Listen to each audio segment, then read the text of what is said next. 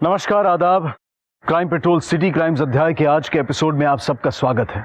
बड़ा शहर, वहां की चकाचौंध और सुख सुविधाओं से भरी जिंदगी, ये सब किसे अच्छा नहीं लगता। जितना बड़ा शहर उतनी बड़ी महत्वाकांक्षाएं। तेज रफ्तार जिंदगी से कदम मिलाकर चलने की आदत सी हो जाती है। बड़े शहर की हर रंगीनियां अपनी सी लगने लगती हैं, लेकिन ये बहुत जल्द अमीर बनने, आगे बढ़ने की भूख कई बार कब पॉजिटिव से नेगेटिव हो जाती है ये पता ही नहीं चलता।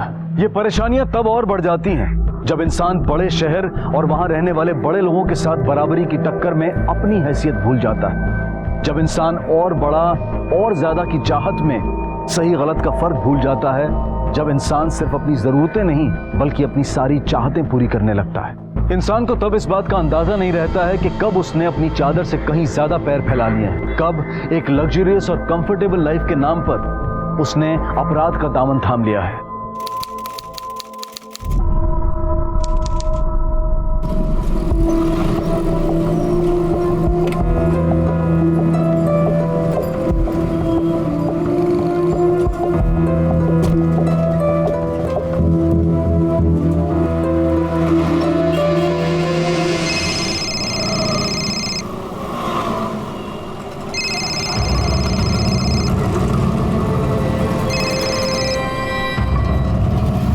अनिकेत मुझे अभी ऑफिस के बाहर छोड़ के गए हैं।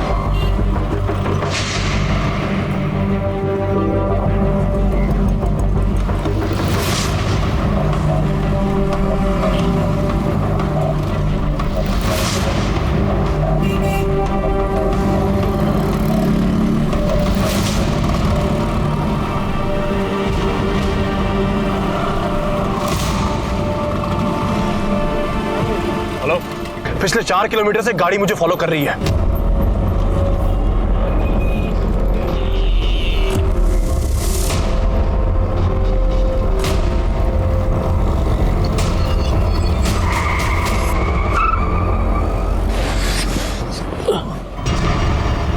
अनिकेत,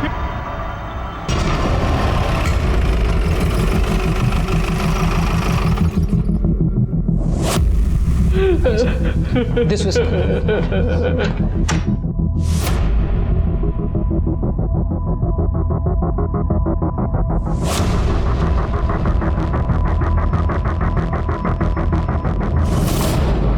सर, विक्टिम को जब यहाँ लाया गया था वो ऑलरेडी डेड था। मुझे इसकी डिटेल रिपोर्ट चाहिए। Sure sir. इनके साथ कोई और है? हाँ सर, सर वो रही गाड़ी।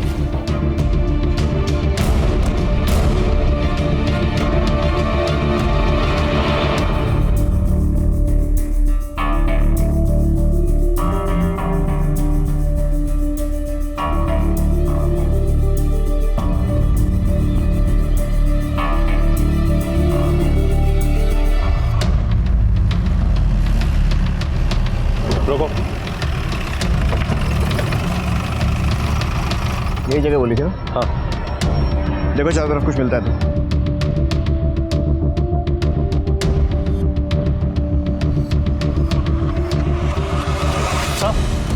सर ये देखिए, बुलेट।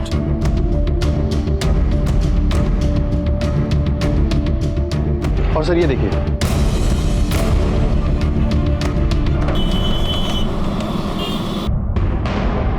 सर अनिकेत की एसयूवी जिस रास्ते से आई थी मैंने उस पूरे रास्ते की सीसीटीवी फुटेज मंगा ली है। गुड। ऐसा करो, अनिकेत के दोस्त अपन को कल थाने बुलाओ।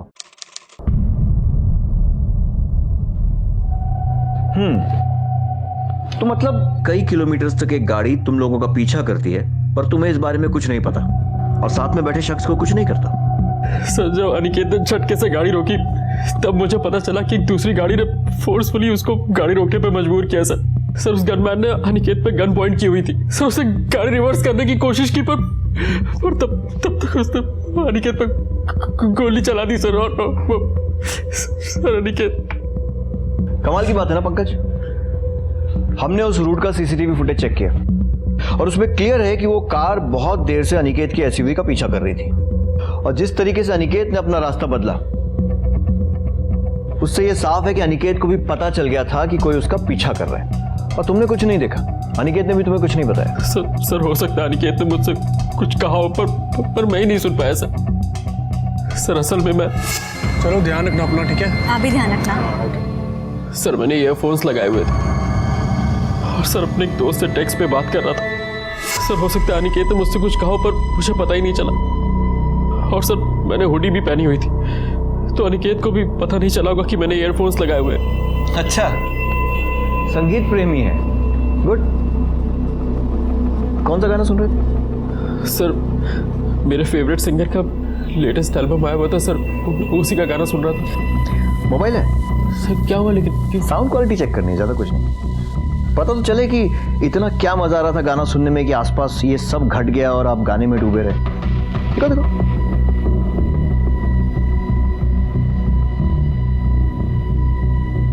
सुना? नहीं सर। पॉज्ड है। सर मैं सिर्फ इतना जानता हूँ कि अगर उस दिन पब्लिक ने शोर नहीं मचाया होता तो उस गनमैन ने सर वापस से फायर कर दिया होता। तो मतलब तुमने उस आदमी का चेहरा नहीं देखा? सर मैं आपको बता तो चुका हूँ कि उसने अपना चेहरा ढका हुआ था और सर उसने हुडी भी पहनी हुई थी जैसे तुमने पहनी थी कल। हाँ सर, पर उसकी हुडी थोड़ी अलग थी। मतलब तुमने ऐसा कुछ भी नोटिस नहीं किया जिससे हमें उस गनमैन को पकड़ने में मदद मिले? सर टैटू, सर उसके राइट हैंड पे एक टैटू बना हुआ था सर। कैसा टैटू? सर एक बड़ा सा टैटू था सर, यहाँ से लेकर यहाँ तक सर ग्रीन रंग का था, डिजाइन बनी हुई थी सर उसमें। हमारे स्केच आर्टिस्ट को बता के बनवा सकते हो? जी सर।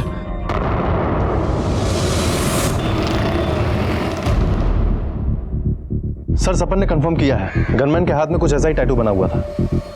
और वो जो व्हाइट अकॉर्ड गाड़ी जिसका सीसीटीवी में रजिस्ट्रेशन नंबर मिला था, उसके मालिक से कुछ पता चला? नहीं सर, अभी तक तो कुछ पता नहीं चला है, लेकिन जल्दी हम उस तक पहुंच जाएंगे। अनिकेत की फैमिली हिस्ट्री? सर अनिकेत के फादर मेरठ के जाने माने और रईस प्रॉपर्टी डीलर हैं। और सर ये भी पता चला है कि अनिकेत के पेरेंट अनिकेत और अमृता की शादी से खुश नहीं थे। क्यों?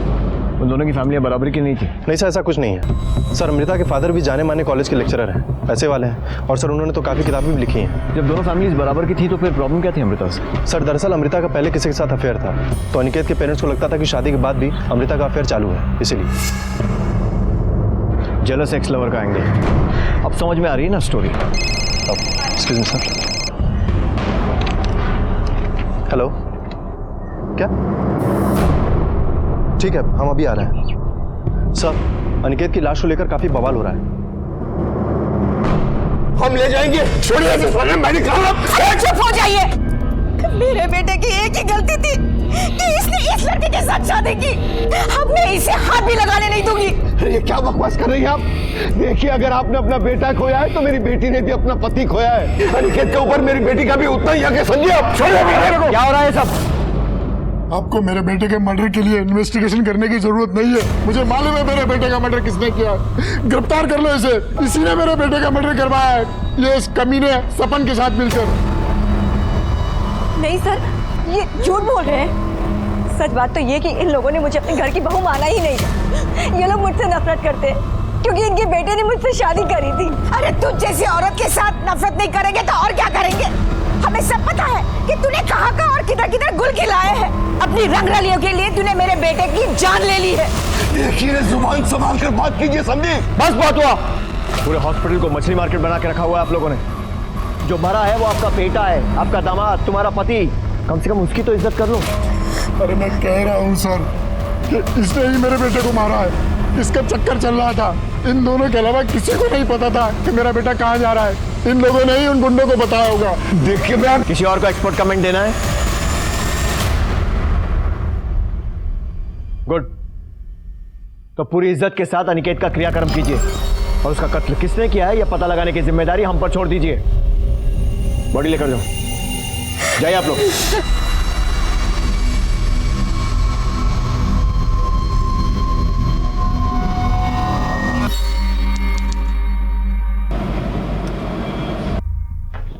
सर। हाँ पंकज। सर एक बुरी खबर है। पंकज मुझे बुरी खबर नहीं, लीड्स चाहिए। हाँ।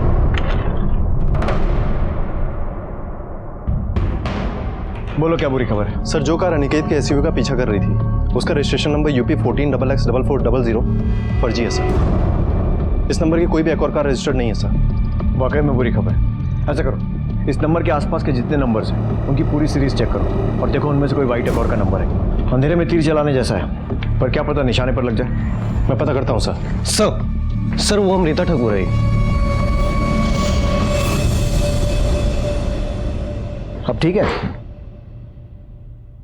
हम सॉरी जिस तरह से आपके सास ससुर ने आप पर इल्जाम लगाया कि आपने सपन के साथ मिलकर अनिकेत का कत्ल करवाया, बड़ी गलत बात है। क्योंकि असल में आपने सपन के साथ नहीं बल्कि अपने बॉयफ्रेंड के साथ मिलकर अनिकेत का कत्ल करवाया।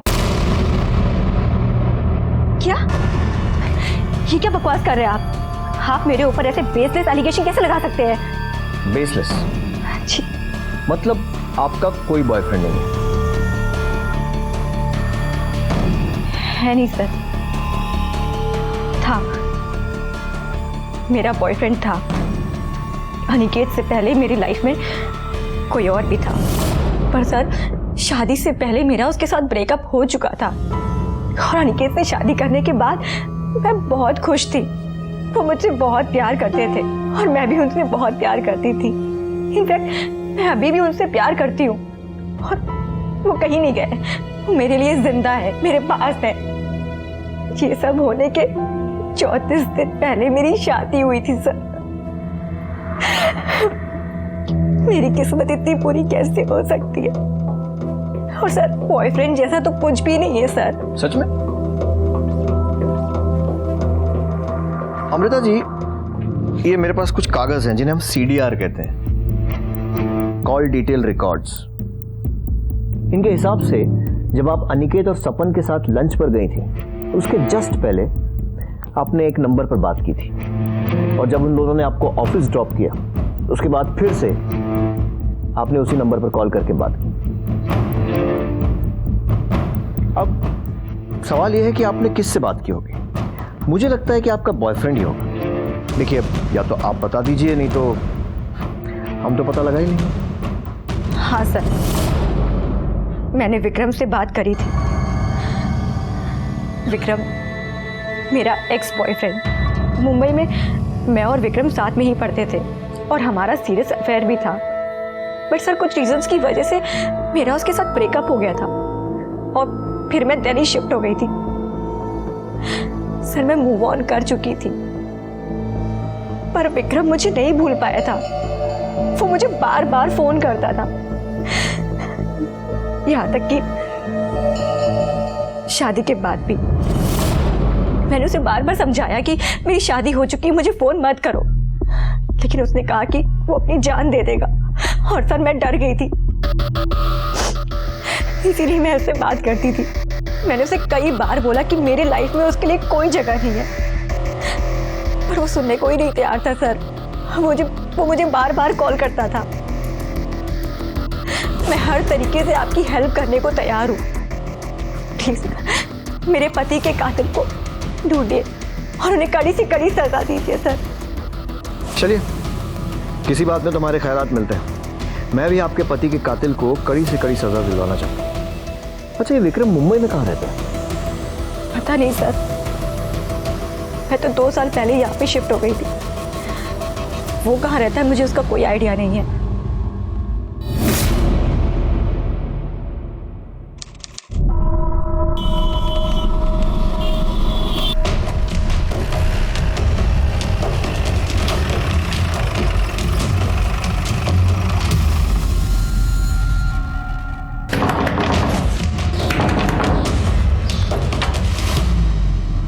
विक्रम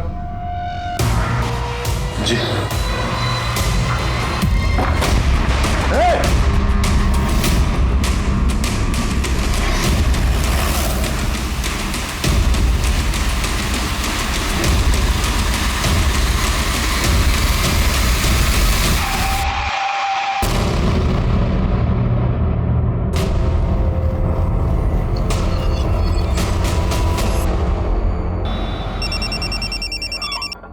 हाँ पंकज, बोलो। क्या? यस सर, विक्रम पिछले 1 हफ्ते से दिल्ली में ही था। मैंने उसे अरेस्ट कर लिया सर। बहुत दौड़ाया साले ने। गुड, लगता है केस जल्दी सॉल्व होने वाला है। लेकर आओ इस विक्रम को। तब तक मैं जरा अमृता मैडम को मीटिंग के लिए बुलाता हूँ। ठीक है सर।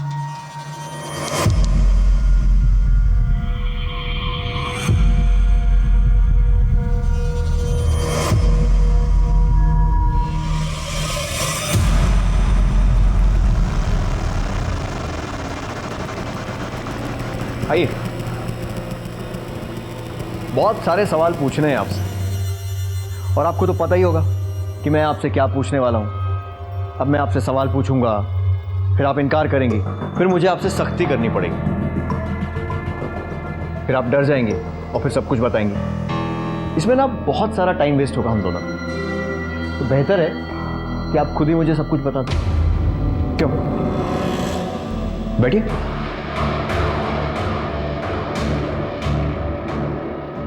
प्लीज। सर, मैं मानती हूँ कि मैंने आप लोग से छुपाया कि विक्रम यहाँ दिल्ली में था। एक्चुअली सर, विक्रम मुझसे मिलने के लिए बहुत डेस्परेट था। मैंने उसको बहुत बार समझाया, पर इसने मुझे धमकी दिया कि अगर मैं इससे नहीं मिलूंगी तो ये मेरे पति अनिकेत को सब कुछ बता देगा कि ये मुझसे आज भी प्यार करता है। सर, इसी रीजन की वजह से मैंने इसको हाँ बोल दिया, और अब लंच पर मिलने वाले थे, पर लास्ट मोमेंट पे अनिकेत का फोन आया और उन्होंने बोला कि वो मुझे और सपन को लंच पर लेके जाना चाहते हैं। सर, मैंने विक्रम को मना कर दिया और हम लंच पर चले गए। और लंच से लौटने वक्त उन्होंने मुझे ऑफिस के बाहर ड्रॉप कर दिया और फिर विक्रम ने मुझे कॉल किया।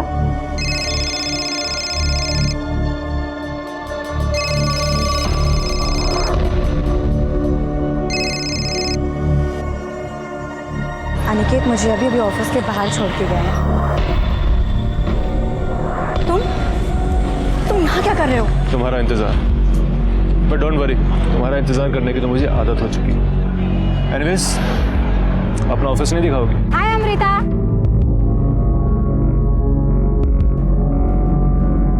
Meet my friend Vikram. Hi Vikram. Hi. Hi Vikram. Hello. मैं तो सोच रहा था कि मुंबई छोड़ के अमृता पता नहीं कहाँ काम कर रही है। कॉफी वॉफी नहीं पिलाओगे? ऑफ कोर्स यार, चलो चलो। तो विक्रम तुम्हारे साथ ऑफिस में था? जी, विक्रम मेरे साथ ही था। जब मुझे फोन आया कि सब लोग अनिकेत को हॉस्पिटल लेकर जा रहे हैं, विक्रम ने मुझसे कहा कि वो भी हॉस्पिटल चलना चाहता है, पर मैंने उसको मना कर दिया सर, बिकॉज आप तो जानते हैं मेरे इन-लॉज वो मेरे पर कैसे कैसे एलिगेशंस लगाते हैं। इसी वजह से मैंने किसी को नहीं बताया कि विक्रम यहाँ दिल्ली में है। पर आई डोंट नो कि ये बात सपन को कैसे पता चल गई। मैंने उसको रिक्वेस्ट किया कि ये बात वो किसी को भी ना बताए। उस वक्त इतनी सारी चीज़ें थी हैंडल करने को, सब कुछ इतना कॉम्प्लिकेटेड होते जा रहा था और मैं नहीं चाहती थी कि कॉम्प्लिकेशन और बढ़ जाए। तो फिर तुम पुलिस को देखकर भागी क्यों थे? सर, अमृता ने मुझे बताया था कि पुलिस को हमारे ऊपर शक है, तो मैं डर गया था सर। पुलिस को अमृता और विक्रम पर शक था, लेकिन अमृता के ऑफिस में पता करने पर वहां के स्टाफ ने यही बताया कि विक्रम उस दिन उन सब के साथ ऑफिस में ही मौजूद था जब अनिकेत का कत्ल हुआ। पुलिस को लगा था कि वो ये केस जल्दी ही सुलझा लेंगे। पुलिस को एक जरा सी आस नजर आई थी, लेकिन वो भी गलत साबित हुई और फिर उन्हें उस व्हाइट गाड़ी का नंबर मिला था जो कि फर्जी था। यहां तक कि उसके आसपास की सीरीज के सभी नंबर खंगालने के बाद भी उनके हाथ सही नंबर नहीं आ रहा था। इंस्पेक्टर मलिक के कहने पर बाकी की टीम ने एनसीआर रीजन के रिकॉर्ड्स चेक करने शुरू किए और सीसीटीवी फुटेज और सपन के बयान के आधार पर पुलिस ने उस हत्यारे का हुलिया मीडिया में जारी किया, जिसमें खास तौर पर उस हत्यारे के टैटू को दिखाया गया और पुलिस ने हत्यारे की सूचना देने वाले को 5 लाख का इनाम देने का इश्तिहार भी निकलवाया। उन्हें उम्मीद थी कि इस तरह से जल्द ही कोई ना कोई उनके सामने जरूर आएगा, लेकिन जो उनके सामने आया वो एक बड़ी साजिश की तरफ इशारा कर रहा था। सर, सर एक इंफॉर्मेशन मिली है। कोई 5 लाख का इनाम क्लेम करने आया क्या? नहीं सर, अनिकेत के कॉल रिकॉर्ड से कुछ मिला है। सर ये देखिए, अनिकेत ने आखिरी कॉल अपने फूफा जी ललित चौधरी को किया था और सर ये ललित चौधरी उस दिन मॉर्ग में भी था। हाँ, तो हो सकता है ऐसी कॉल किया हो। इसमें अलग क्या है? अलग है सर ये ललित और अनिकेत के पिता श्याम पहले बिजनेस पार्टनर्स थे। बाद में इन दोनों फैमिली में कट्टर दुश्मनी हो गई पिछले कई सालों से। और सर र्यूमर्स है कि इस ललित के बेटे अखिलेश ने एक धमकी दी थी कि वो पूरी ठाकुर फैमिली को खत्म कर देगा। चलो जरा इन फूफा जी से भी मिलते हैं, इनके कॉल रिकॉर्ड्स भी निकलवाओ, पता करें इन फूफा जी की नाराजगी का कारण।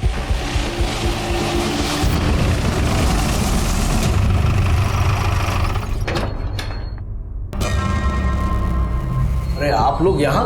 बस वैसे ही अनिकेत के केस के सिलसिले में कुछ सवाल पूछने थे, रूटीन सवाल। तो चाय ठंडा लेंगे आप? जी नहीं, जवाब लेंगे सही वाले। तो ये बताइए, जब अनिकेत का मर्डर हुआ उसके जस्ट पहले उसने आपको कॉल किया था, है ना? अब इसमें छुपाने वाली की बात। हाँ भाई, फोन आया था उसका। क्या कहा था उसने? पिछले 4 किलोमीटर से एक गाड़ी मुझे फॉलो कर रही है। और वो खुद भी इस बात के लिए पूरी तरह से श्योर नहीं था। उस तरफ से फोन कट गया। मैंने भी बार बार फोन करने की ट्राई की और फोन नहीं मिला। फिर एक मेरा क्लाइंट आ गया, मेरे भी दिमाग से निकल गया। मेरे को तब याद आया जब मेरे एक रिश्तेदार ने फोन करके बोला भाई अनिकेत को गोली लग गई है। मतलब अनिकेत ने अपने परिवार को छोड़कर, बीवी को छोड़कर, दोस्तों को छोड़कर आपको फोन किया ये बताने के लिए कि कोई उसका पीछा कर रहा है। अब क्यों ना हो भाई, फूफा हूं मैं उसका। हाँ, ऐसा फूफा जो उसके बाप का दुश्मन है, जिसने उसके परिवार को खत्म करने की कसम खा ली है।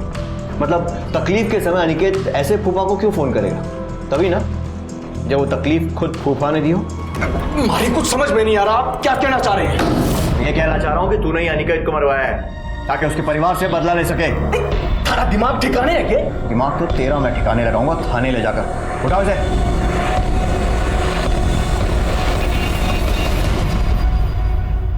बहुत गलती कर रहे हैं।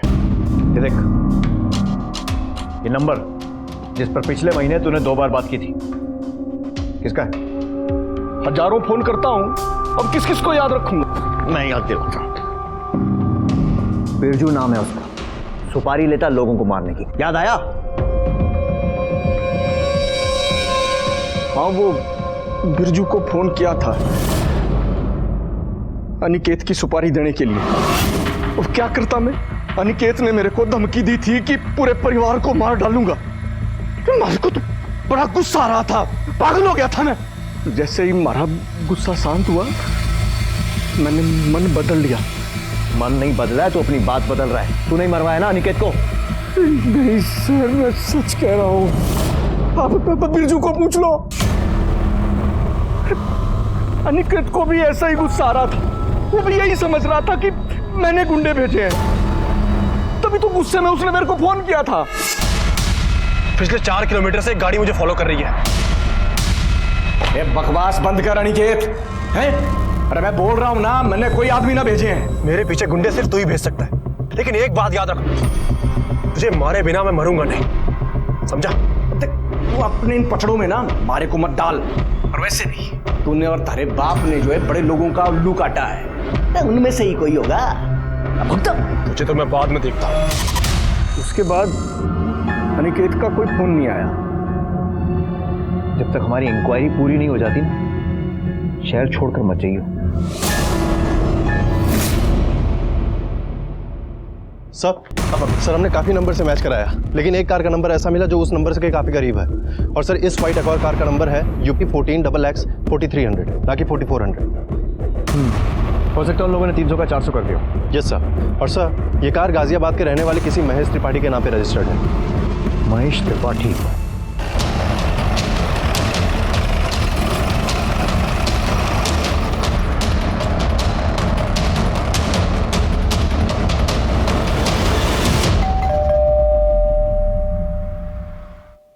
महेश त्रिपाठी? जी हाँ। मैं इंस्पेक्टर मलिक। जी कहिए। व्हाइट अकॉर्ड गाड़ी नंबर UP 14XX 4300 आपकी है? जी मेरी थी, अभी नहीं मेरी। मतलब? सर मैंने 3 महीने पहले किसी को बेच दी। किसे? एक जवान सा लड़का था, शशि सिन्हा नाम था। शशि सिन्हा? उम्र क्या होगी इसकी? यही कोई 27-28 के आसपास होगी उम्र। गाड़ी के ट्रांसफर पेपर्स है आपके पास? हाँ है ना, अभी देता हूँ। एक और सस्पेक्ट ये लीजिए सर।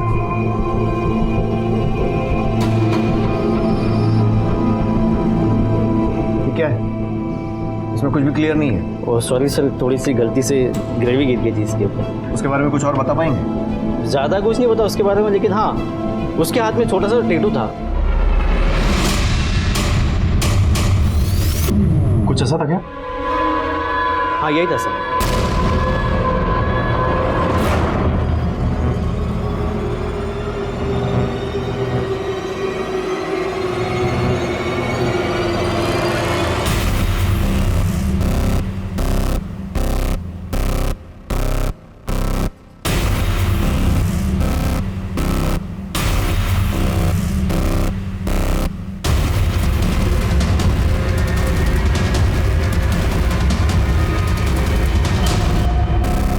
मैंने बोला था ना तेरे को। अरे हाँ यार, मुझे लगा था यहाँ कोई नहीं रहता है। 1 हफ्ते से है यहाँ, बाहर भी बहुत कम निकलता है।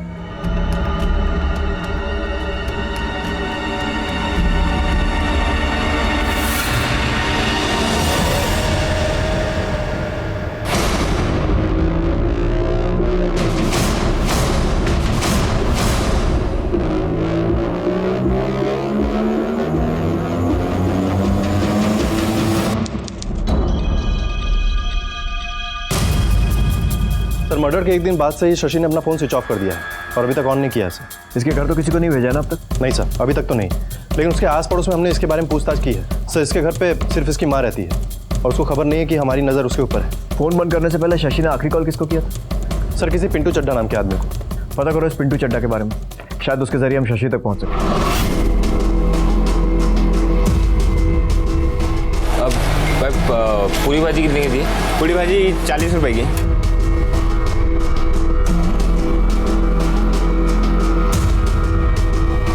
अब समोसे 10 रुपए का एक देना।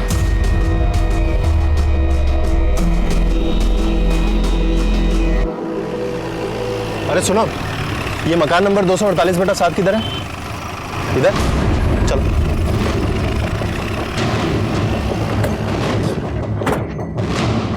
इस बार कोई गड़बड़ नहीं होनी चाहिए। ये पिंटू चड्ढा मुझे हर हालत में चाहिए। हो सकता है यही हमें शशि तक पहुंचाए। घर के पीछे वाले रास्ते पर भी नजर रखो, कहीं भागने की कोशिश न करें। सब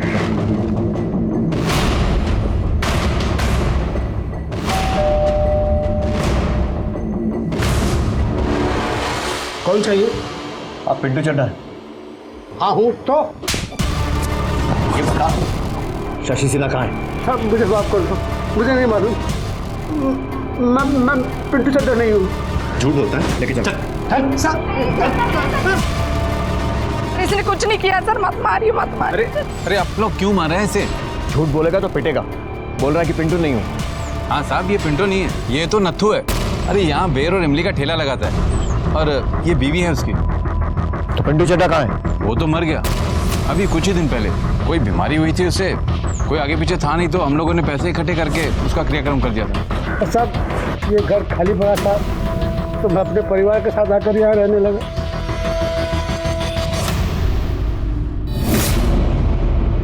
पुलिस को लगा था कि वो पिंटू के जरिए शशि सिन्हा तक पहुंच जाएंगे, लेकिन पिंटू की मौत के साथ वो उस आखिरी कड़ी को भी खो चुके थे। इस केस के दौरान पुलिस के सामने पहलू तो कई आए थे, लेकिन सभी गलत साबित हुए। लेकिन पुलिस शशि सिन्हा तक पहुंचने में कोई गलती नहीं करना चाहती थी, इसलिए इंस्पेक्टर मलिक ने मृत पिंटू चड्ढा के बारे में और पता करना शुरू किया। उन्हें पक्का यकीन था कि पिंटू चड्ढा के तार कहीं ना कहीं शशि से जरूर जुड़े थे। और वहीं दूसरी तरफ पुलिस 24 घंटे शशि की मां पर नजर रखे हुए थी।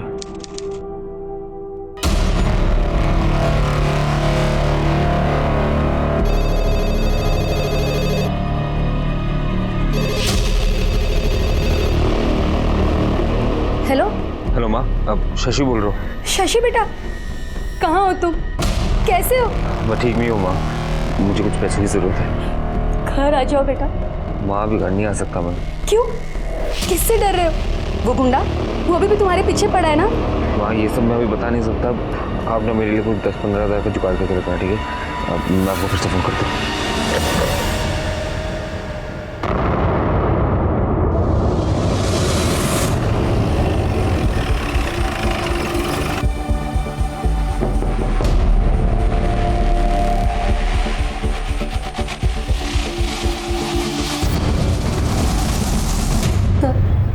हमारा शशि जब बहुत छोटा था ना, तभी उसके पापा गुजर गए थे। उसके बाद भी वो बहुत मेहनत करता था, पढ़ाई में बहुत होशियार था।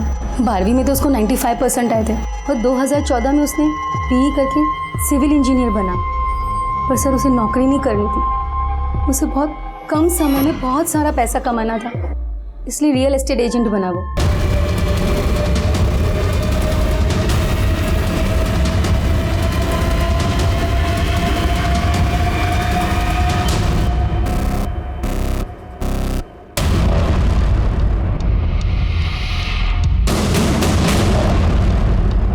और फिर उसने ढेर सारे पैसे कमाना शुरू कर दिए। सर शुरू में तो सब कुछ ठीक चल रहा था, फिर उसने एक फ्लैट की डील की जिस पर केस चल रहा था। बेचारा बहुत बुरी तरीके से फंस गया था, उसका बिजनेस डूबने लगा, इसीलिए उसने एक लोन लिया। किससे लोन लिया था उसने?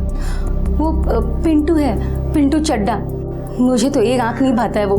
मेरा बेटा जब पैसा नहीं चुका पा रहा था, हर रोज घर पे आता था तकाजे के लिए। और एक दिन तो देख, अब बहुत हो गई तेरी बहानेबाजी। अब मुझे तेरे बहाने नहीं चाहिए, पैसे चाहिए, मेरे पैसे। अरे बोला ना दे दूंगा। तुम्हारे पैसे लेके भागा जा रहा हो क्या मैं? क्या समझ रहा है तू मुझको? है बहुत एकड़ी है तेरी, बहुत एकड़ी है। एक हफ्ते में या तो तू मुझे मेरे पैसे दे दे या फिर मैं तेरी जान ले लूंगा। सर अगले ही दिन शशि घर से चला गया 4 लाख के जुगाड़ के लिए, पर अब तक घर नहीं लौटा। मैंने राजू से भी पूछा, पर उसने कहा कि उसे कुछ नहीं पता। राजू कौन? सर वो मैकेनिक है, मेरे बेटे की गाड़ी देखता है। कौन सी गाड़ी है शशि के पास? सफेद एक और है सर, UP 14XX4400। यही नंबर है ना? तो उस दिन से शशि से ना तो आपकी बात हुई न राजू की। जी नहीं। आप एक माँ हैं, अपने बेटे की खातिर कम से कम आपको झूठ नहीं बोलना चाहिए। सर उसका फोन आया था पैसों के लिए, वही तो वो बोल रहा था। मैंने उससे पूछा भी कि क्या वो गुंडा उसका पीछा कर रहा है, उसे परेशान कर रहा है, लेकिन उसने मुझसे कुछ भी नहीं कहा। सर प्लीज मेरे बेटे को बचा लीजिए। देखिए फिलहाल हम लोग जा रहे हैं, लेकिन हमारा एक आदमी 24 घंटे आपके घर पर नजर रखेगा। आपकी फोन कॉल भी रिकॉर्ड होंगे और मुझे पूरी उम्मीद है कि आप अपने बेटे को ये नहीं बताएंगी कि पुलिस को उसकी तलाश है, क्योंकि अगर आपने ऐसा किया तो आप और आपका बेटा दोनों बहुत बड़ी मुसीबत में पड़ सकते हैं। पिंटू चड्डा के बारे में पता करने पर पुलिस को यह जानकारी मिली कि पिंटू एक हिस्ट्री शीटर था और वो कई बार जेल जा चुका था। और आखिरी बार जब पिंटू जेल गया था तो वहां वो एक दूसरे अपराधी धर्मपाल शर्मा यानी कि धर्म के काफी करीब आ गया था। और जेल से निकलने के बाद भी पिंटू अक्सर फोन पर धर्म से बातें किया करता था। अब पुलिस ये शक कर रही थी कि हो सकता है कि धर्म, पिंटू और शशि मिले हुए हों और ये कोई गैंग है जिन्होंने ये हत्या सुपारी के लिए की हो। इसलिए पुलिस ने धर्म को ढूंढना शुरू किया ताकि वो धर्म के जरिए शशि तक पहुंच सके।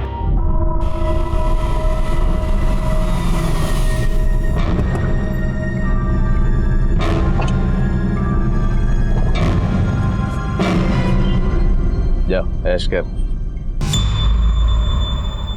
क्या बात है धर्मपा जी, आप तो सच में धर्मात्मा बन गए। 100 का नोट दे दिए। अरे हम तो पैदाइशी धर्मात्मा है।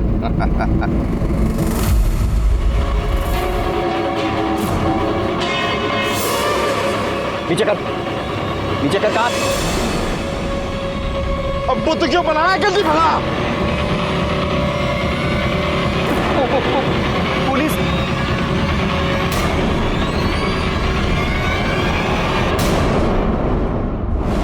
भाई लोग लाख बातें बना लें, ठुल्ला मामू बोल लें, पर पुलिस ना मुजरिमों तक पहुंच ही जाती है। अच्छी बात है ना? पर पता पुलिस की बुरी बात क्या है? मारती बहुत है। और हमारे पंकज को तो खास मजा आता है मुजरिमों को मारने में। तो मार खाने से बच जा और अनिकेत के मर्डर के बारे में सब कुछ सच सच बता दे। माता रानी दी सो साहब, मैंने कुछ नहीं पता। हाँ साहब, है जरूर है कि मैं चोरी की कारों का धंधा करता हूँ और ये चोरी की कारें खरीद के ये शराब माफिया और क्रिमिनल गैंग को बेचता हूँ। और पिंटू, उसका क्या लेना देना है इस सबसे? साहब जी, जब भी कोई क्लाइंट ये गड्डी वड्डी का ऑर्डर करता है तो वही सादा पिंटू यो गड्डी का बिगाड़ करता है। मतलब पिंटू तेरे लिए चोरी की गाड़ियां सप्लाई करता था? हाँ जी। आखिरी कौन सी गाड़ी का ऑर्डर दिया था तूने उसे? फॉर्च्यून गड्डी था साहब।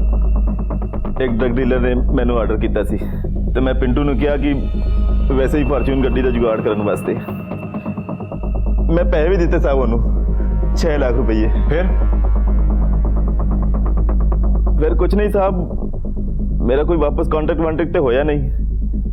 मैं सोचा कि वो गड्डी का जुगाड़ करने वास्ते लगे होया है, फिर मैंने कल ही पता चलिया कि मर गया हो। शशि सिन्हा को जानता है? नहीं जानता है साहब, रब दी सो नहीं जानता।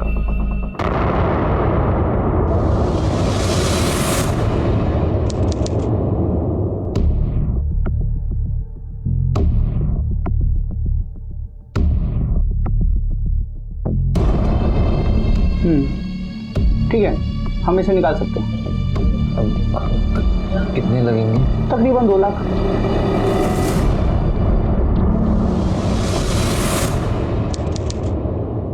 सर हमें शशि कॉल रिकॉर्ड से राजू मैकेनिक का नंबर मिल गया है। हमने शशि की मां से कंफर्म भी करा लिया है सर, और राजू के नंबर को सर्विलांस पे भी डाल दिया है। जैसे ही शशि राजू को फोन करेगा हमें पता चल जाएगा सर। गुड।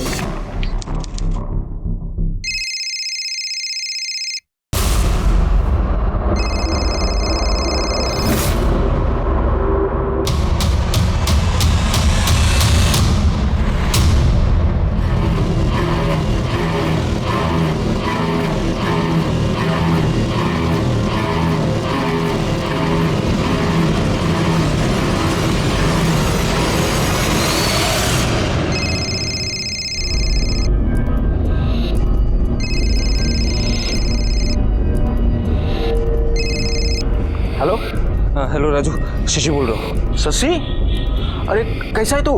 मैं ठीक हूँ, तू कैसा है? अरे मेरी छोड़, तू अपनी बताना, तू कैसा है? अरे राजू, बहुत बुरी तरह फंस गया हो यार। मुझे मेरी गाड़ी बेचनी है, 2 लाख से ऊपर कुछ भी चलेगा। अच्छा ठीक है, तू घबरा मत, तू ना गाड़ी लेके सीधा मेरे पास आ जा। हाँ ठीक है, चल बाय।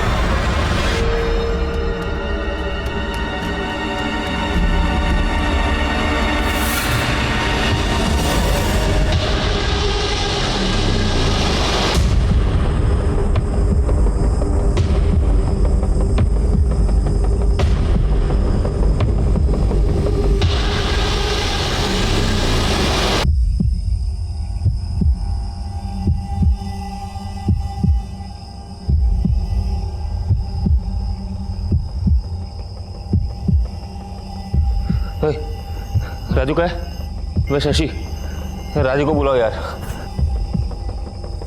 क्या काम है? अरे मिलना है उससे। पहले हमसे तो मिल लो।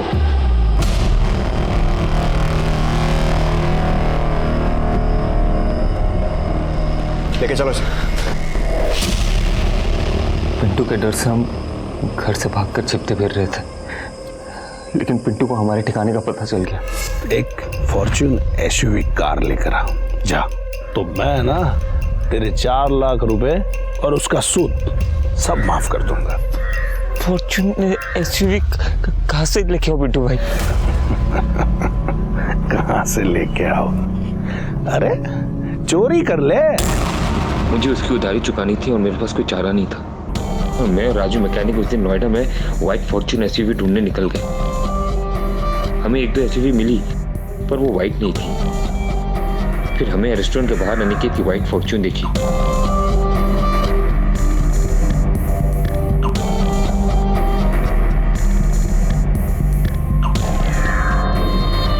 ये देख, एकदम नया माल है। हाँ ये चलेगा यार।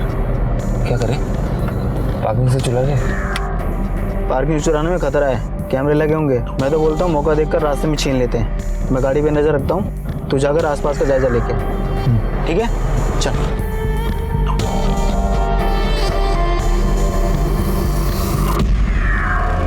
तो तू सही मौके की तलाश में बैठा था कि उसे मार कर एसयूवी चुरा ले। नहीं सर, हम उसे मारना नहीं चाहते थे सर। हम तो बस अपनी जान बचाने के लिए वो गाड़ी चुराना चाहते थे, ताकि हमारी लोन माफ हो जाए। हमारा बैड लक भी देखिए ना सर, हमें अब जाके पता चला कि पिंटू मर चुका है। यही बात हमें पहले पता चल चुका होता तो पिंटू का डर हमारे सर पे नहीं होता।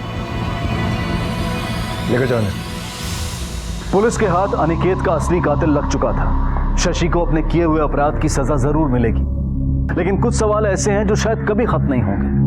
आखिर वो ऐसी कौन सी चीज है जिसे पाने के लिए इंसान ना सिर्फ अपने भविष्य को दांव पर लगा देता है, बल्कि किसी मासूम की जिंदगी से खेलने से भी बाज नहीं आता? क्यों एक सुनहरे सपने के लालच में जानबूझकर इंसान अपराध की अंधेरी सुरंग में खोता चला जाता है? ऐसी महत्वाकांक्षा का क्या फायदा कि इंसान अपराध के दलदल में धंसता चला जाए? शशि सिन्हा एक इंजीनियर था। वो अगर चाहता तो बिजनेस के फेलियर के बाद भी एक अच्छी नौकरी करके अपना जीवन ठीक तरह से बिता सकता था।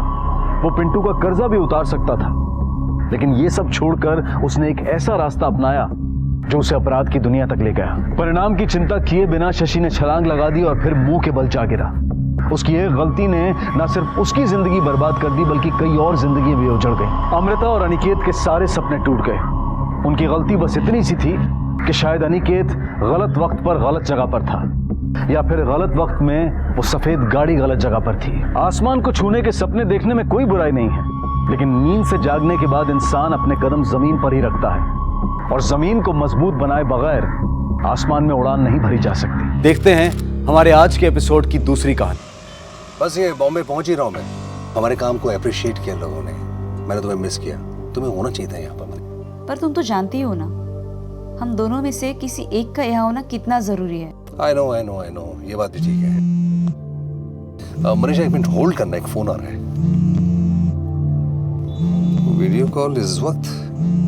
मनीषा एक मिनट होल्ड करो।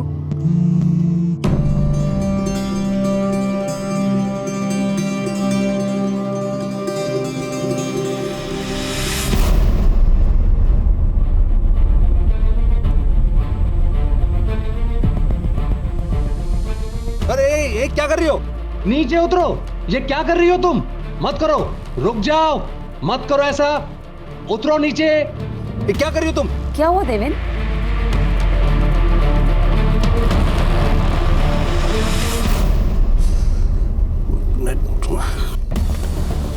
मनीषा एक लड़की सुसाइड करने की कोशिश कर रही है हैंग करके। 3 दिन हमें पहले एक लड़की का फोन आया था ना, जो डिजेक्टेड लग रही थी। मुझे लग रहा है शायद ये वही लड़की है। फोन कट गया, नेटवर्क का इशू है। ओके, तुम उसका नंबर जल्दी से मुझे send.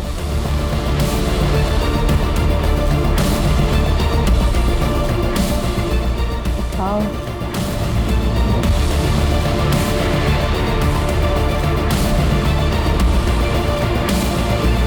Pick up the phone.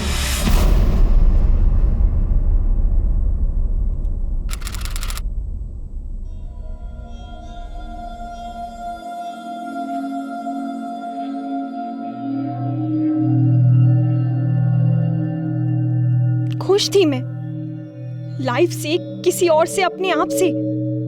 कोई शिकायत नहीं थी मुझे।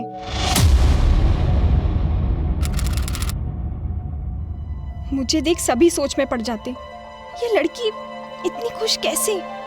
हमेशा हंसती रहती है, खेलती रहती है, कभी हार नहीं मानती। लेकिन मुझे विश्वास था कि मैं लाइफ में कुछ भी कर सकती हूँ, कोई मुझे रोक नहीं सकता। और आज मैं खुद अपने आप को रोक नहीं पा रही हूँ।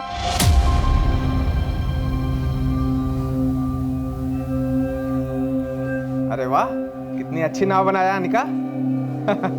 अनिका,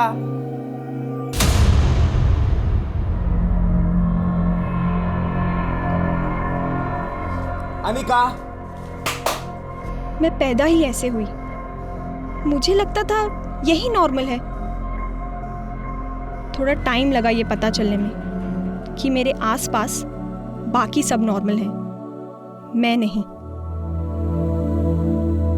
मेरे माँ बाप को भी टाइम लगा ये जानने और फिर एक्सेप्ट करने में कि उन्होंने एक बहरी गूंगी बच्ची को जन्म दिया था।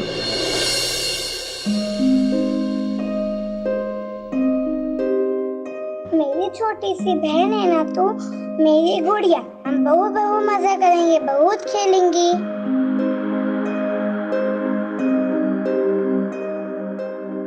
आपने बनाया? बहुत अच्छा है। अनिका जैसी बच्ची के लिए तो स्कूल है स्पेशल टाइप का। आप इसे वहाँ क्यों नहीं भेजते? अब कैसी बात करी मैडम, इतने पैसे कहाँ से आएंगे? मैं तो एक मामूली इलेक्ट्रीशियन हूँ। पैसे ही तो नहीं लगेंगे। अरे सारा खर्च सरकार की तरफ से होगा, और पढ़ाई भी फ्री में, और आगे चल के काम भी दिलवाएंगे।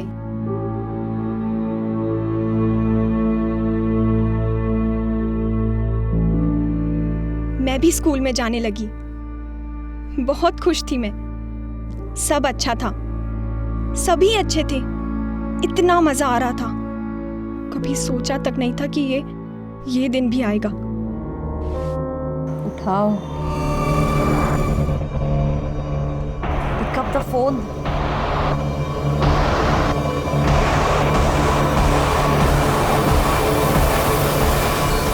Thank God. तुमने फोन किया था मेरे हस्बैंड को। वो बात नहीं कर पाए क्योंकि वहां नेटवर्क नहीं था, इसलिए मैंने तुम्हें फोन किया। तुमने पहले भी फोन किया था ना, 3 दिन पहले। आई थिंक ये रत्ती भट्ट भोपाल से है। सर, पुराने वीडियो कॉल रिकॉर्ड से पता चला है कि ये रत्ती भट्ट भोपाल से है। भोपाल से? ठीक है, मैं भोपाल पुलिस को कांटेक्ट करता हूँ। तुम उससे एंगेज करके रखो, उससे बात करते रहो। सर, मनीषा मैम वही कर रही है। ठीक है, ओके। रुको, देखो मेरी तरफ देखो, मेरी बात सुनो।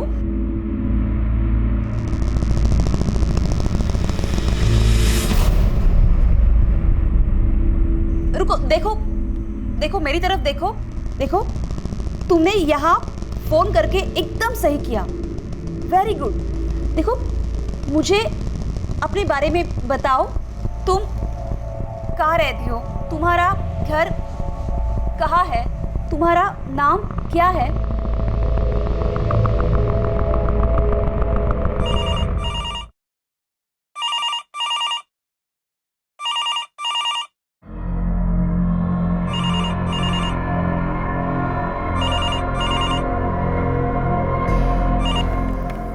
हेलो। It's very urgent. एक लड़की रत्ती भट्ट में सुसाइड करने की कोशिश कर रही है। अभी तो बहुत लेट हो गया, आप कल फोन करिए। क्या मतलब? कल बात कीजिएगा। एक लड़की की जान खतरे में है। हेलो। देश में ऐसी कई हेल्पलाइंस मौजूद हैं जो कठिन समय में हताश लोगों को आत्महत्या का रास्ता चुनने से रोकती है, जो ऐसे लोगों की सेवा करती है जो बोल और सुन नहीं सकते। विश्वास मूक बधिर हेल्पलाइन। पति पत्नी मनीषा और देवेंद्र गोयल इस हेल्पलाइन को चलाते हैं। अपने बधिर भाई को एक एक्सीडेंट में खो देने के बाद देवेंद्र ने अन्य मूक बधिर व्यक्तियों की सहायता करने की ठान ली। इस हेल्पलाइन का नंबर सभी मूक बधिर संस्थाओं में उपलब्ध है और इसी प्रकार अनिका को अपने स्कूल द्वारा यह नंबर प्राप्त हुआ। अनिका द्वारा ज्यादा जानकारी ना मिलने से मामला और पेचीदा हो गया था और एनजीओ कर्मियों का काम और मुश्किल। क्या देवेंद्र, मनीषा और उनकी ये हेल्पलाइन उसे रोककर उसकी जान बचाने में सफल हो पाएंगे? देखो, तुमने यहाँ फोन किया। हमें तुम्हारे बारे में बताओ। तुम साइन लैंग्वेज जानती हो? I don't think so. Sign language जानती है, बेसिक जानती है बस। साइन लैंग्वेज जानती हो?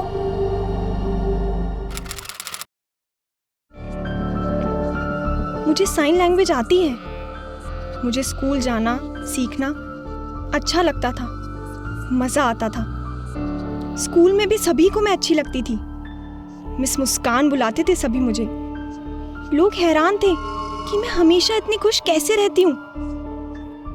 लेकिन एक दिन सब बदल गया जब मैं 10 साल की थी।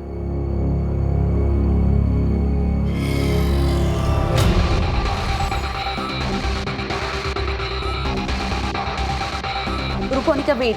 मेरी बात सुनो। मुझे बताओ, तुम क्या सोच रही हो? बोलो अनिका।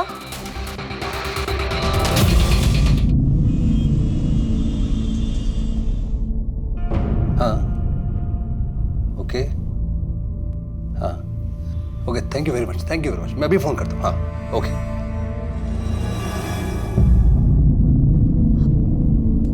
अनिका, देखो, मेरे 2 बच्चे हैं, दोनों बेटे। रुको, देखो, मेरी बात सुनो। एक बेटी चाहिए थी तुम्हारे जैसी, जिसके साथ मैं सब कुछ शेयर करूं, लेकिन सेकेंड टाइम भी बेटा ही हुआ। देखो अनिका, तुम्हें तो पता ही है लड़की होना कितना मुश्किल होता है, खासकर तब जब अपना कोई ना हो जो ध्यान से हमारी बात सुने, हमें समझे। अनिका, मैं तुम्हें सुनूंगी, बोलो। Hello hello, Tripathi, inspector Tripathi. Sir ji तो अभी नहीं है घर पे, वो लेट नाइट वॉक पे गए हैं। आप कौन हैं? हम उनके घर पे काम करते हैं सर। देखिए, बहुत अर्जेंट बात है, बहुत इमरजेंसी वाली बात है। आप समझ रहे हैं मैं क्या कह रहा हूँ? आप उनको आने के साथ ही बोलिए कि मुझे फोन करें। आप समझ रहे हैं? हाँ हाँ। आप मेरा नंबर नोट करिए अभी, तुरंत। हाँ। अच्छा अनिका, ये बताओ तुम कब तक स्कूल गई थी? तुम 12th स्टैंडर्ड तक पढ़ी हो, क्लास में भी सबसे फर्स्ट। वाह अनिका, अच्छी स्टूडेंट्स थी, 76% मार्क्स मिले और क्लास में भी हाईएस्ट, और तुम्हें सबसे पहले जॉब मिली। 76% तो तुम बहुत इंटेलिजेंट हो। Very good.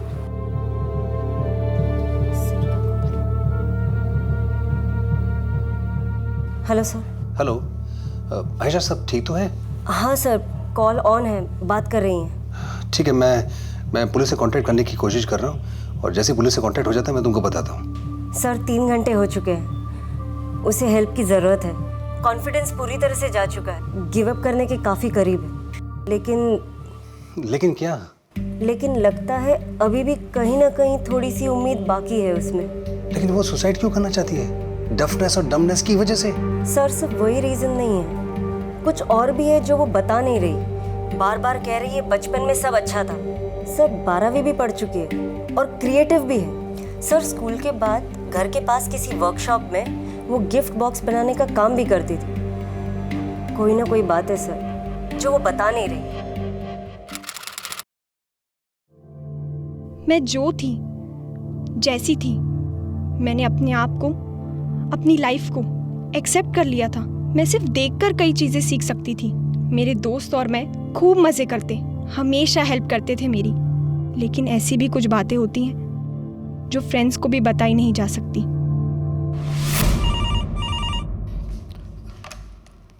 हेलो, तुम्हें समझ में नहीं आ रहा है? सीरियस बात है ये, किसी की जान खतरे में है। सर जी तो अभी सो गए, अभी उनको जगा नहीं सकते, डिस्टर्ब हो जाएंगे ना। तो तुमने उनको कुछ कहा ही नहीं? सर मैं भूल गया।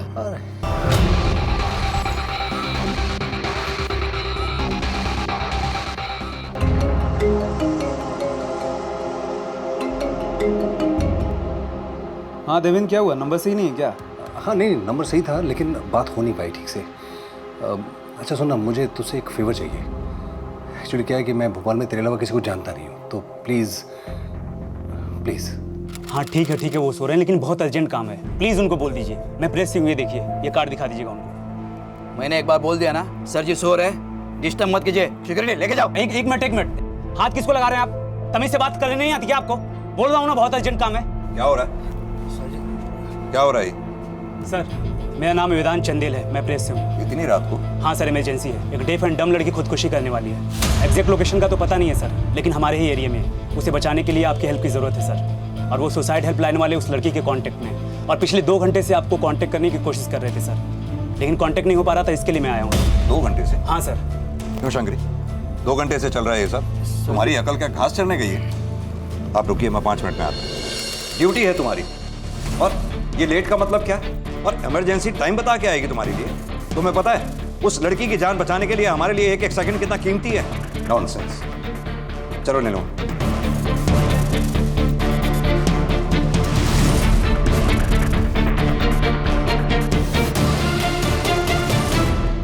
सर कॉल लोकेशन ट्रायंगुलेट करवा रहे हैं, लेकिन उसमें बहुत टाइम लग जाएगा।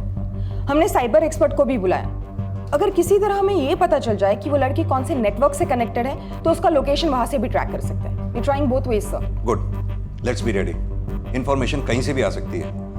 वैसे भी अभी हमारे पास इस लड़की के नाम के सिवा और कुछ भी नहीं है। मैं देवेंद्र के टच में हूँ, तुम हेल्पलाइन के टच में रहो। जैसे उस लड़की से जुड़ी कोई भी खबर, जैसे उसका नेम, एड्रेस, कुछ भी पता चले, मुझे इन्फॉर्म करो। सर।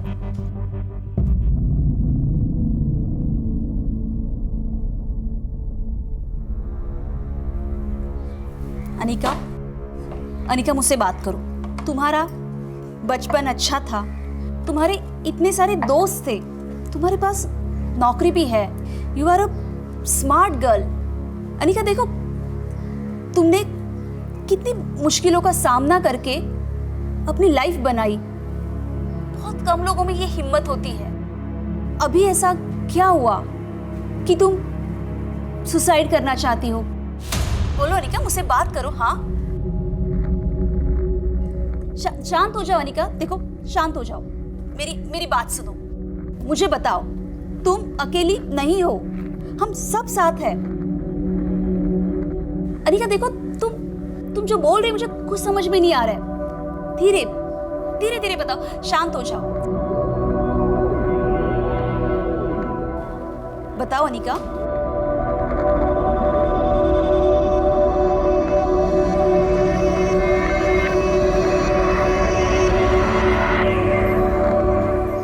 साल की होने के बाद।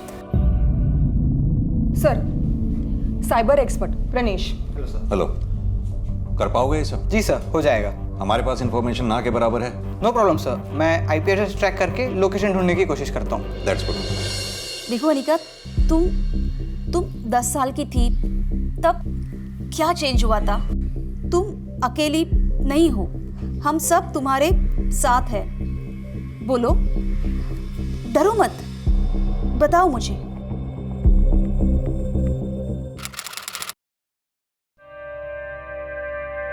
पूरा खाना खत्म करना दोनों, ठीक है? मम्मा।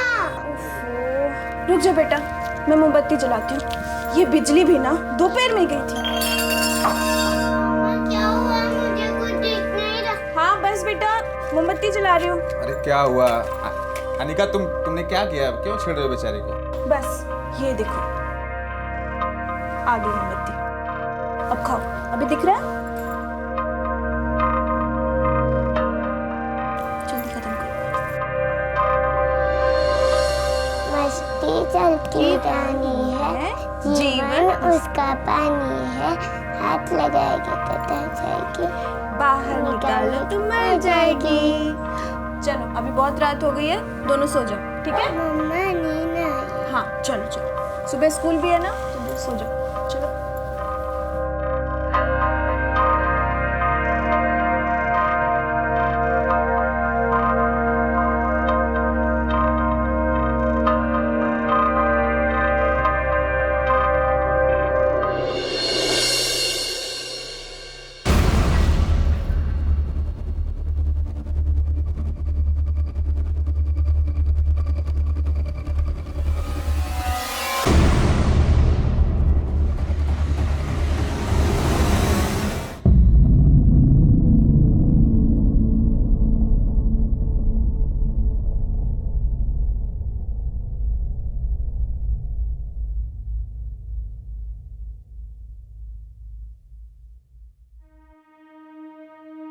अनिका, किसने किया ये सब? कौन था वो? ऐसा एक बार हुआ, 2 बार हुआ या बार बार?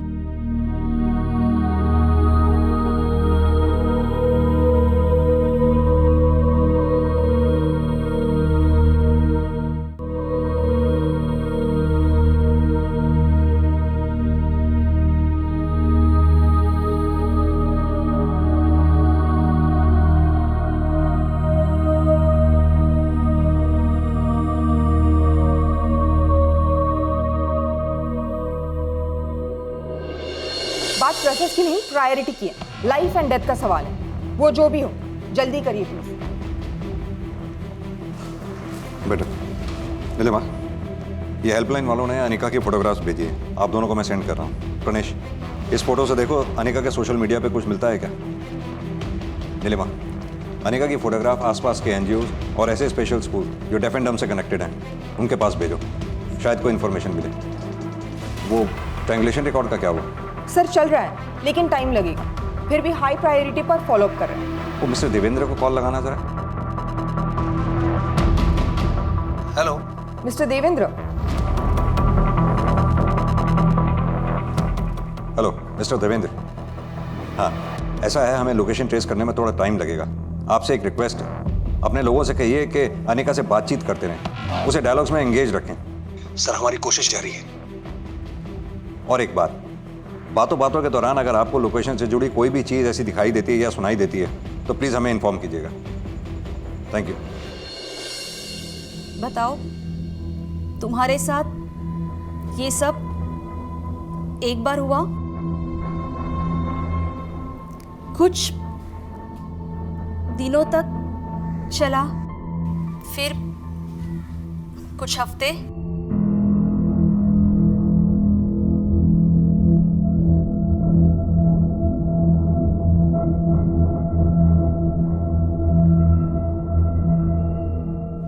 सालों तक? 15 साल 15 साल मुझ पर जबरदस्ती होती रही। 6 महीनों पहले तक चलता रहा। 6 महीने पहले तक?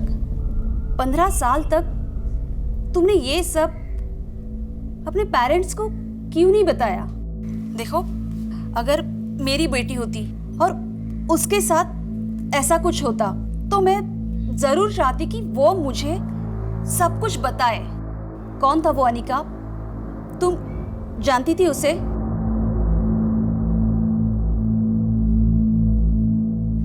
बोलो अनिका, हम तुम्हारी हेल्प करेंगे।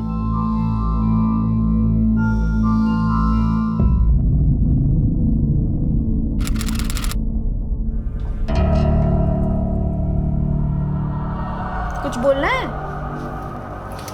बोल। क्या बोल रही है? मुझे कुछ समझ में नहीं आ रहा है। माँ को समझ ही नहीं आया जो मैं उसे बताने की कोशिश कर रही थी। मुझे खुद उस उम्र में कुछ समझ नहीं आ रहा था।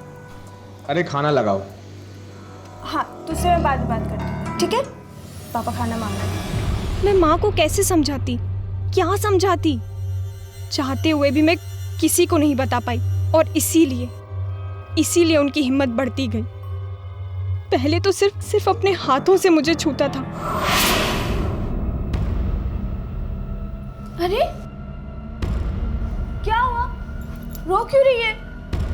किसी ने कुछ बोला? हाँ, बता ना क्या हुआ, बोल।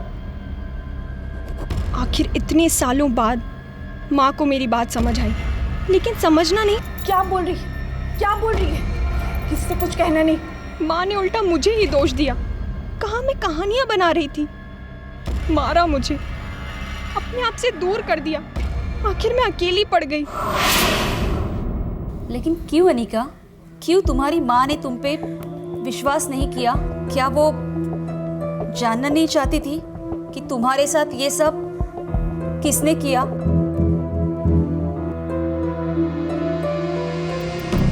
क्यों जानना चाहती माँ? क्यों विश्वास करती मेरा? आखिर उसका अपना पति उसी की बेटी का बलात्कार जो कर रहा था।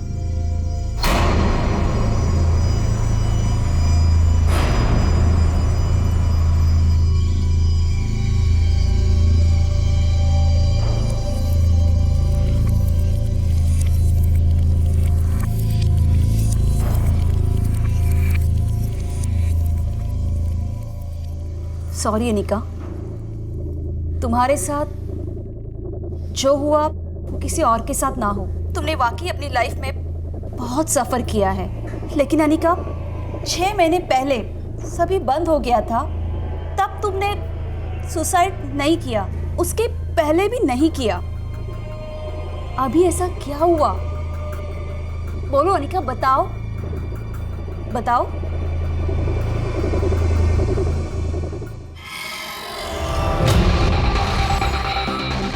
अनिका रुको, स्टॉप, मेरी बात समझो। स्टॉप इट अनिका, मेरी बात सुनो। रिलैक्स अनिका। देखो अनिका रुको।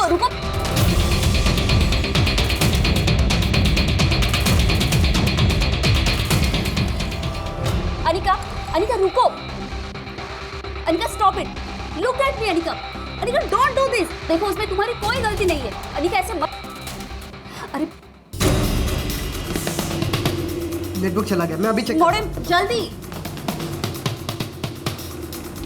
तुम्हारे इसमें देखो, चेक करो। संतोष ट्राई कर रहा हूँ मैम। ऑफ करके ऑन करके देखो जल्दी। जी हाँ। नहीं। 8 घंटे बीत चुके थे मनीषा और उसके सहयोगियों को अनिका से बात करते हुए। 8 घंटे तक वो अनिका को जीवित रखने में सफल रहे थे, लेकिन संपर्क टूटने पर ऐसा लगा कि मानो वो अनिका को खो चुके थे। एक पिता अपनी ही मूक बधिर बेटी की परिस्थिति का ऐसा फायदा उठाए, ये सोचकर भी घिन आती है, गुस्सा आता है। लेकिन अपने पिता द्वारा इस तरह का अत्याचार सहने के बावजूद अनिका ने उम्मीद नहीं छोड़ी थी, वो डटी रही। तो फिर अचानक ऐसा क्या हुआ कि अनिका का हौसला डगमगाने लगा, उसकी उम्मीद टूटने लगी। वो कौन सी बात थी जो अनिका अब भी छुपा रही थी? वो बात जिसने अनिका जैसी दिलेर लड़की को आत्महत्या करने पर विवश किया। अरे इतना टाइम, हाँ, नाम बता दिया है, शहर बताया, फिर भी अभी तक पुलिस को कोई लीड नहीं मिल पा रही है। कनेक्शन टूट गया है, उससे बात नहीं हो पा रही है। हमें तो पता भी नहीं वो जिंदा है या हुआ गर्ल। वो कुछ बताना चाहती थी। मैं वेदांत से बात करता हूँ, हम लोग देखते हैं कि पुलिस कहाँ तक पहुँची है। हेलो सर, सिग्नल ट्रायंगुलेशन में टाइम लग रहा है। साइबर एक्सपर्ट सर्वर चेक कर रहे हैं। जिस इंटरनेट कनेक्शन से अनिका कनेक्टेड है, उस वाईफाई का आईपी एड्रेस यहाँ कहीं लोकेट हुआ है। नीलिमा, अपनी टीम को पेयर्स में डिवाइड करो, 2-2 करके। पर्सनल्स को इस पूरे एरिया के जगह जगह पे डिप्लॉय करो, ताकि जैसे ही हमें अनिका का सही एड्रेस मिलता है, पर्सनल्स उस जगह पर आसानी से पहुंच सकें। सर एक और बात, वेदांत को मिस्टर देवेंद्र का फोन आया था, शायद आपका फोन नहीं लग रहा था। अनिका से कांटेक्ट टूट गया, कनेक्शन फिर से एस्टैब्लिश होते ही अपडेट करने का है। Anika please please pick up the phone.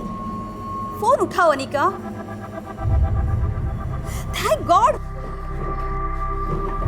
Anika, तुम ठीक हो?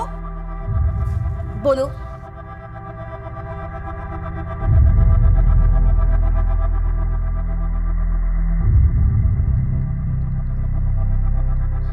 बोलो अनिका, तुम क्या बताना चाहती हो? पापा ने तुम्हारे साथ जो किया उससे तुम टूट गई थी, पर तुमने हार नहीं मानी। ये सब कुछ होने के बाद भी तुम जीना चाहती थी, अपने लिए, अपनी बहन के लिए।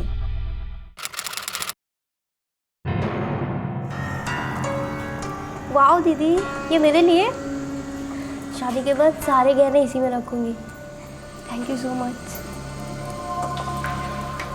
लीजिए। संस्कार होना बहुत जरूरी है। बिल्कुल सही कहा आपने। लेकिन आजकल की लड़कियों में कहाँ संस्कार?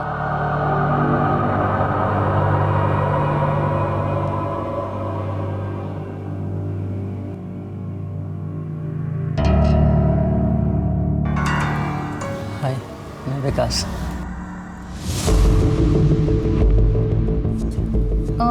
ये कौन है? हाँ, ये मेरी बड़ी बेटी है, अनिका।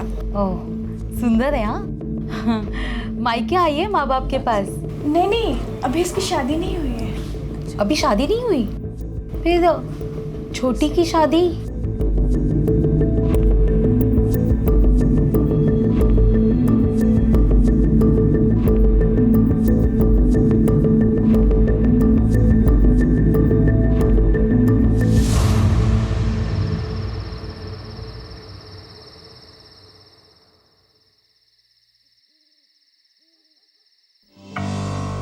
हमें अन्नी की शादी करवा देनी चाहिए, नहीं तो फिर माला की शादी में दिक्कत आएगी। कौन करेगा इससे शादी? अब मान लो शादी हो भी गई तो बोझ बन के रहेगी। छोड़ो शादी वादी इसकी। हमने अभी तक कोशिश ही कहाँ की है? इसके रिश्ते के लिए कहाँ ढूंढा है रिश्ता हमने?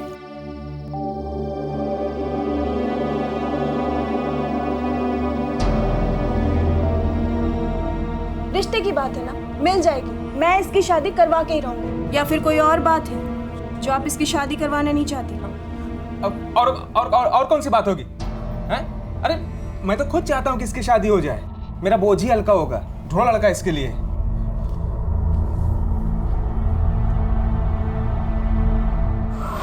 वो तो कह रही है कि सुसाइड की वजह रेप नहीं है, वरना पहले ही कर देती। तो वो क्या बात हो सकती है जिससे तंग आकर अब जाके सुसाइड अटेम्प्ट कर रही है? जॉब भी तो वो कर ही रही है, जॉब से जुड़ी भी कोई प्रॉब्लम नहीं हो सकी। शादी? कहीं ऐसा तो नहीं रिश्ते ना मिलने की वजह से मायूस होकर अकेला महसूस करती होगी शायद।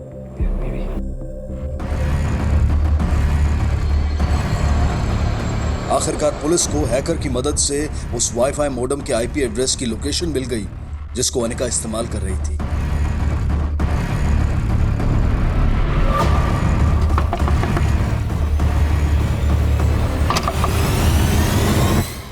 चेक करो सब। अरे आप लोग कर क्या रहे हैं? अचानक से कहाँ घुसे चले आ रहे हैं? यहाँ कोई लड़की सुसाइड कर रही है। लड़की सुसाइड? आप ये किस तरह की बात कर रही हैं? मैं यहाँ अकेला रहता हूँ मैम, और यहाँ कोई लड़की सुसाइड नहीं करी है मैम। यहाँ कोई नहीं मिला। जिस लड़की को हम ढूंढ रहे हैं वो तुम्हारे इस वाईफाई से कनेक्टेड है। कैसे? मैम मेरा वाईफाई ओपन है, तो मैंने कोई पासवर्ड वगैरह नहीं लगा रखा है। वाईफाई का रेंज होता है 150 मीटर्स। इसका मतलब आने जाने वाला कोई भी या आसपास का रहने वाला कोई भी इसके नेटवर्क से कनेक्टेड हो सकता है। 1 मिनट। इस लड़की को जानते हो? कहीं आसपास रहती है? अनिका नाम है इसका। नहीं मैम, मैंने इसे कभी नहीं देखा। आसपास का एक एक घर चेक करो, कोई घर छूटना नहीं चाहिए। चलो।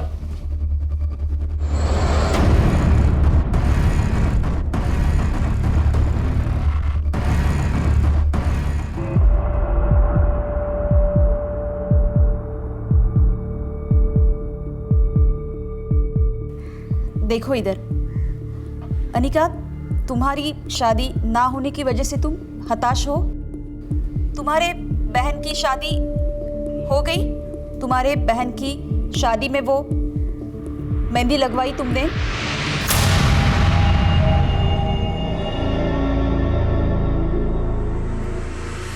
मेहंदी तुम्हारे बहन की नहीं, तुम्हारी शादी में लगवाई।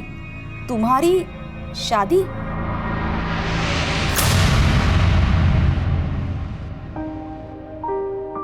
माँ ने मेरे स्कूल से ही मेरे लिए रिश्ता ढूंढने की कोशिश की, कोई मेरी ही तरह जो मुझे समझ सके, मुझे अपना सके, मुझे प्यार दे सके। बहुत खुश थी मैं। इस नरक से बाहर निकलने का रास्ता मिल गया था मुझे। एक नई लाइफ, एक नया हमसफर, सब कुछ ठीक होने जा रहा था।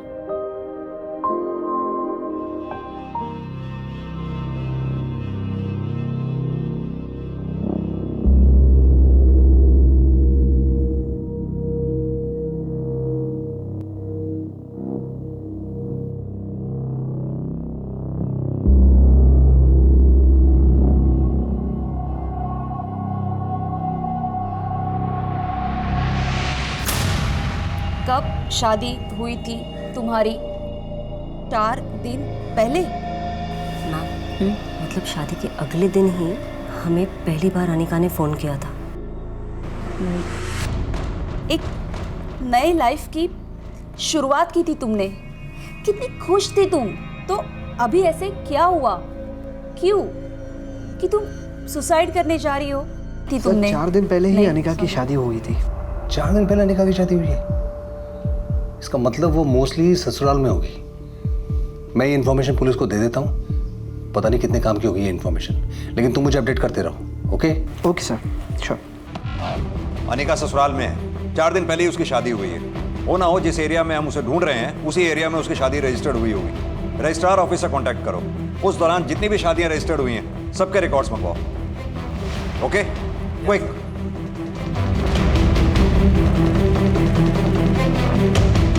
हाँ नीलिमा, तुम उसे ढूंढते रहो। मैंने यहाँ उस दौरान रजिस्टर्ड हुई शादियों के रिकॉर्ड्स मंगवाए हैं। जैसे ही कुछ पता चलता है मैं तुम्हें इन्फॉर्म करता हूँ।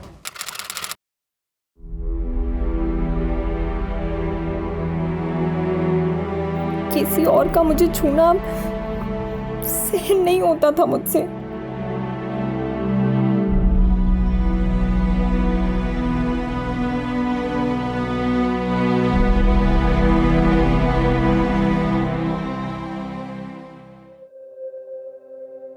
सब खत्म हो गया। मैं टूट गई। मेरी हिम्मत, उम्मीद और जीने की चाह सब बिखर गए। उस एक पल में मैं समझ गई कि मेरा आने वाला कल ठीक मेरे बीते हुए कल जैसा ही होने वाला था। क्यों? क्यों मेरे साथ बार बार यही हो रहा है? शायद मेरी ही गलती है, मुझ में ही कोई कमी है। अनिका, अनिका देखो, तुम में कोई कमी नहीं, इसमें तुम्हारी कोई गलती नहीं है अनिका। You understand? देखो, गलत तो ये है कि हर बार ऐसा कुछ होने पर ज्यादातर लड़कियां खुद को कोसती है, खुद को दोष देती है। ऐसा क्यों अनिका? बोलो।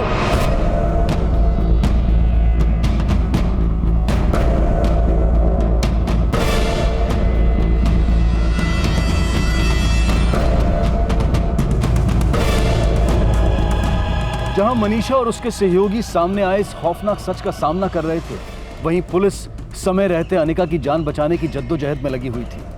वक्त के खिलाफ छिड़ी इस जंग में आखिरकार किसकी जीत होने वाली थी? जिंदगी की या फिर मौत की?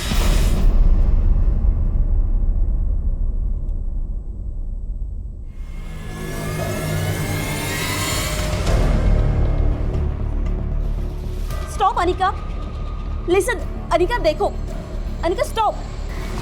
कुछ पता चला? No ma'am. Hello, yes ma'am, marriage registrar office के रिकॉर्ड से अनिका के ससुराल का एड्रेस मिल गया है। मैं आपको अभी सेंड कर रहा हूँ। ठीक है। उसके बिहाफ में हमको एग्जैक्ट लोकेशन पता चल गई है। मैं आपको एसएमएस करता हूँ। ओके, लोकेशन जल्दी सेंड करो, इमीडिएटली।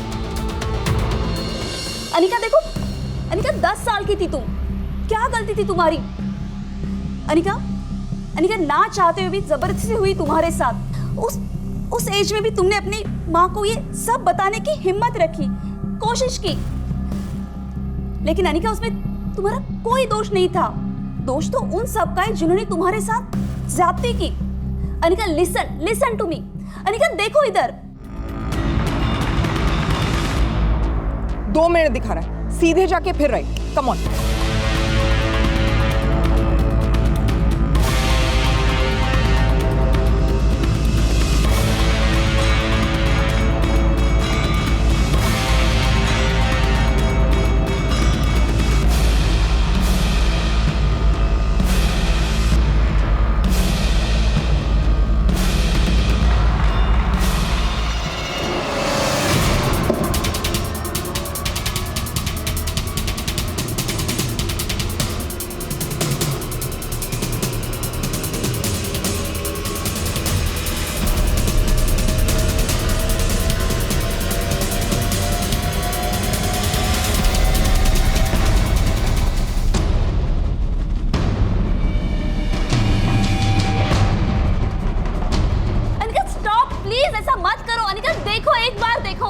प्लीज लिसन टू मी।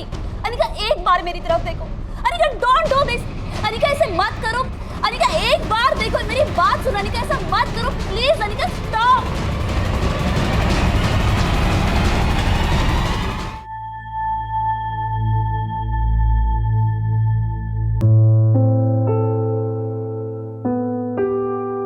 पियो,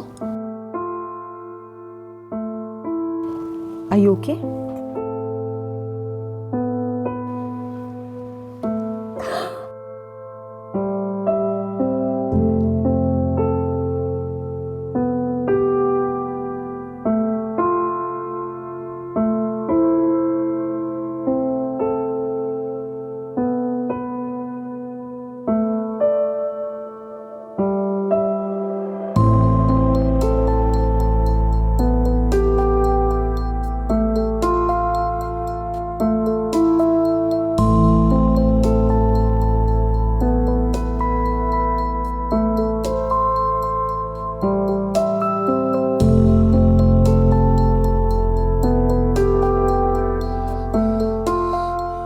मनीषा, मनीषा सब ठीक तो है? क्या हुआ?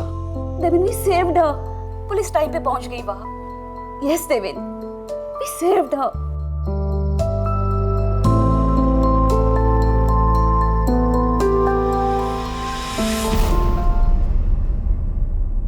बिल्कुल आखिरी क्षणों में जिंदगी ने हार के मुंह से जीत छीन ली।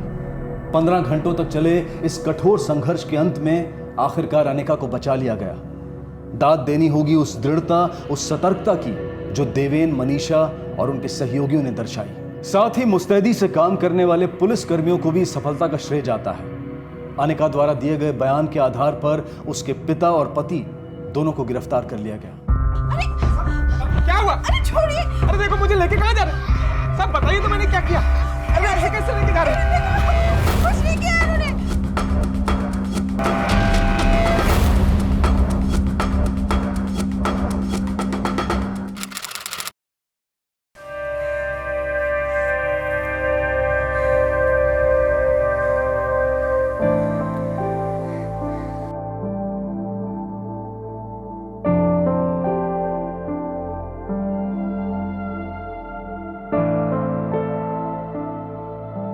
अनिका, खुश हो ना? चलो दिखाओ क्या है? क्या क्या सुंदर है तुम्हारे पास।